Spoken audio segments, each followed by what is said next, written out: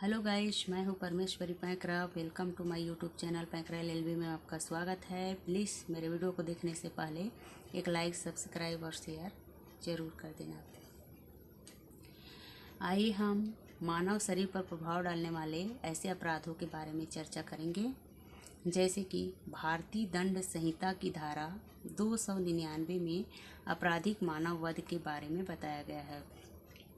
आपराधिक मानव वध वह है जिसमें किसी मानव की मृत्यु कारित की गई हो,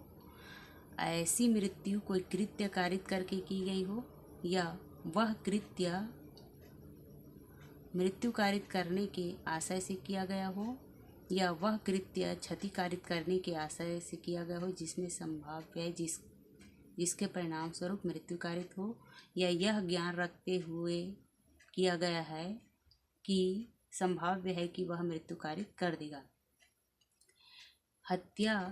मानव वध का एक विशिष्ट प्रकार है, इसलिए इसे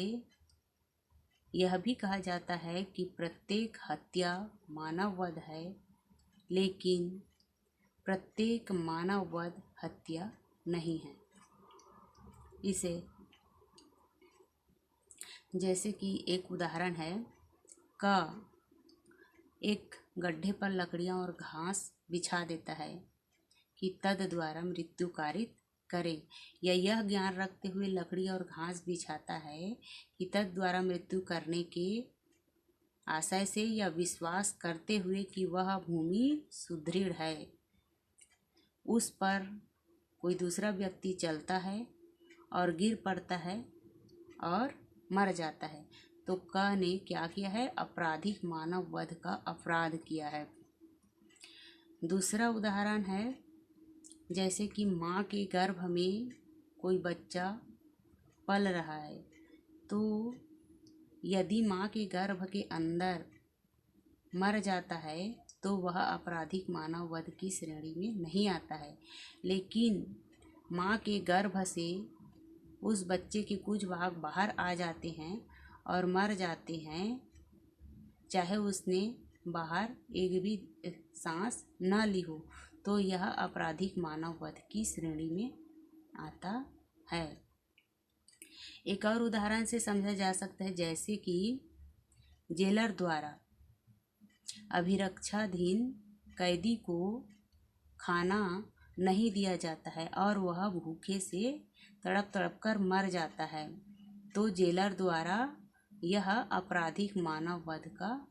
अपराध किया है। लेकिन यदि एक भिखारी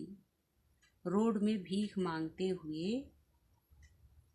भूख से तड़प तड़प कर मर जाता है और उसे कोई खाना नहीं देता है, तो वह आपराधिक मानव वध की श्रेणी में नहीं आता है, क्योंकि किसी व्यक्ति को उस भिखारी को खाना देने का उद्देश्य नहीं था। एक और मामला है जोगिंदर सिंह बनाम राज्य 1979 क्रिमिनल लॉ जनरल के मामले में मृतक एक खुले मैदान से जा रहा था और उसके पीछे पीछे 12 से 15 फुट पीछे उसके शत्रु उसका पीछा कर रहे थे, जिन्होंने मृतक के रिश्तेदार को मार दिया था। शत्रुओं अर्थात अभियुक्तों से मृतक अपनी जान बचाने के लिए दौड़ लगाता है और दौड़ते दौड़ते कुएं में छलांग लगा देता है। तो इस मामले में उच्चतम न्यायालय ने यह निर्णय दिया कि अभियोजन द्वारा यह साबित कर दिया जाता कि उपर्युक्त परिस्थिति में अपनी जान बचाने के लिए मृतक ने कुएं में कूदने के सिवाय मृतक के पास कोई और अन्य उपाय नहीं था, तो अभियुक्तों को सदोष मानव वध के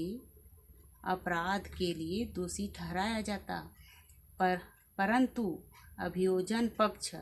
यह साबित करने में असफल रहा, इसलिए अभियुक्तों को दोष मुक्त कर दिया गया। अब अगले चैप्टर आईपीसी की धारा 300 के बारे में बताएंगे।